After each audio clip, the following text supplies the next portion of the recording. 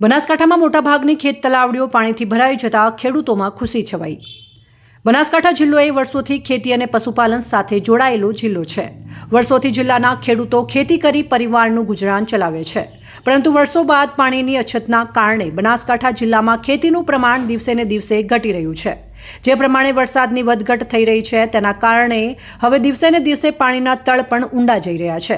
અત્યારે બનાસકાંઠા જિલ્લામાં મોટાભાગના તાલુકાઓમાં 1000 કરતાં વધુ ફૂટ પાણીના તળ ઊંડા જતા રહ્યા છે, જેના કારણે મોટાભાગના વિસ્તારોમાં ખેડૂતોએ ખેતી કરવાનું પણ બંધ કરી દીધું છે।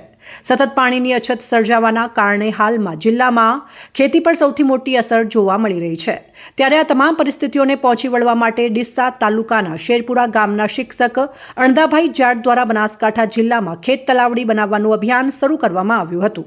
શરૂઆતના દિવસોમાં ખેડૂતોએ ખેત તલાવડી બનાવવામાં મોટો ખર્ચ થતો હોવાના કારણે આ અભિયાનમાં જોડાયા ન હતા, પરંતુ જે બાદ સતત પાણીની અછત સર્જાતા સરકાર દ્વારા ખેત તલાવડીમાં ખેડૂતોને સહભાગી બનાવવા માટે નિર્ણય લીધો હતો અને એ બાદ બનાસકાંઠા જિલ્લામાં એક બાદ એક પાણીની અછત ધરાવતા વિસ્તારમાં મોટા પ્રમાણમાં ખેત તલાવડીઓ ખેડૂતોએ બનાવી હતી અને આજે જિલ્લામાં 2000 જેટલી નાની મોટી ખેત તલાવડીઓ ખેડૂતોએ પોતાના ખેતરોમાં બનાવી છે।